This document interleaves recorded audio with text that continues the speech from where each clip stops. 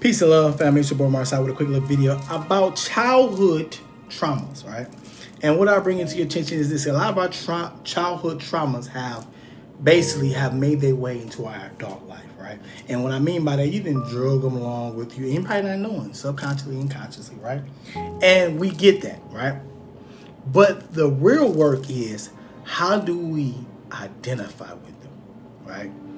So many times that we catch ourselves dealing with the same things that we're dealing with as a child, we're dealing with them right now, right?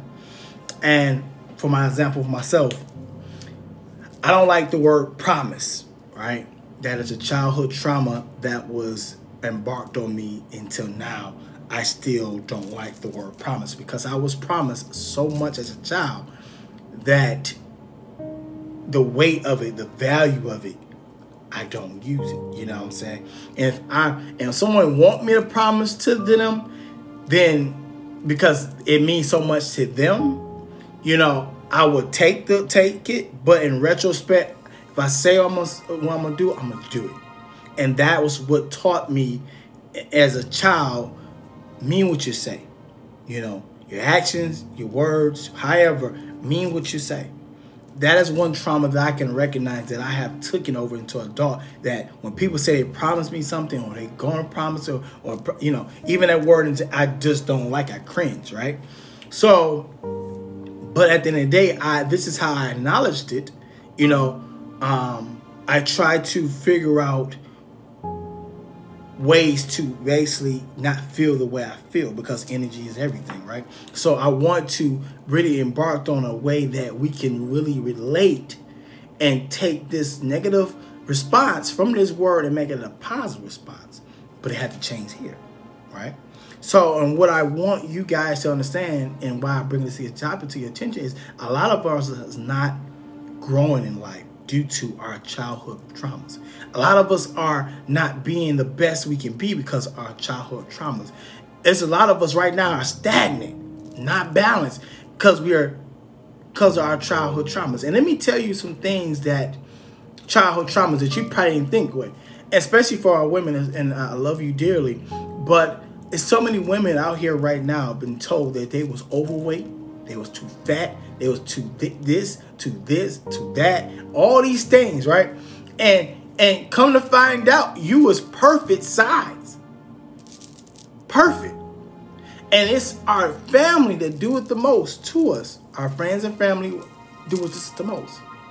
That will criticize us to the T. And then now that we obese, in retrospect, or we add on more than what we was, now you like, oh, you look back like, man, I had it going on. You know what I'm saying? But sometimes we don't know that childhood trauma that has impacted us to feel such a way that we are doubting our looks, our weight, our figure, our everything.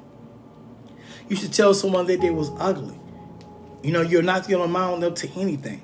You're this, you're that. You know, you're nobody gonna date you. You know, you're gonna have to pay someone to lay down with you. You're gonna have to do all these things, you know.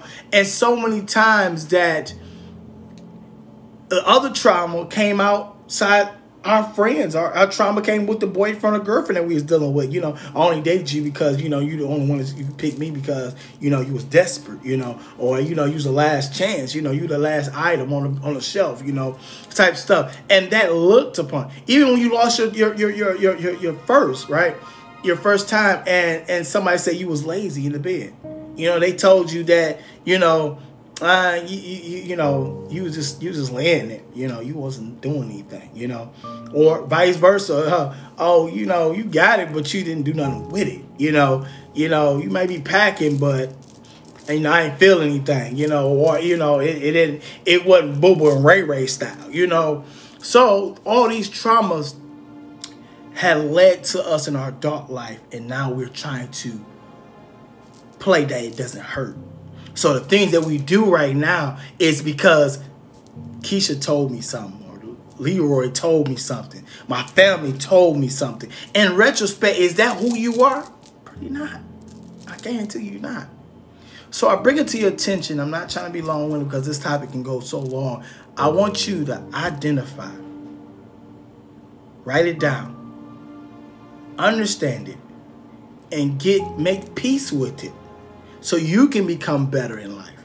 Because I guarantee you, let go of what you think or what somebody said about you. At the end of the day, it's matter what you are comfortable with. At the end of the day, it's matter what you look and see yourself in the mirror.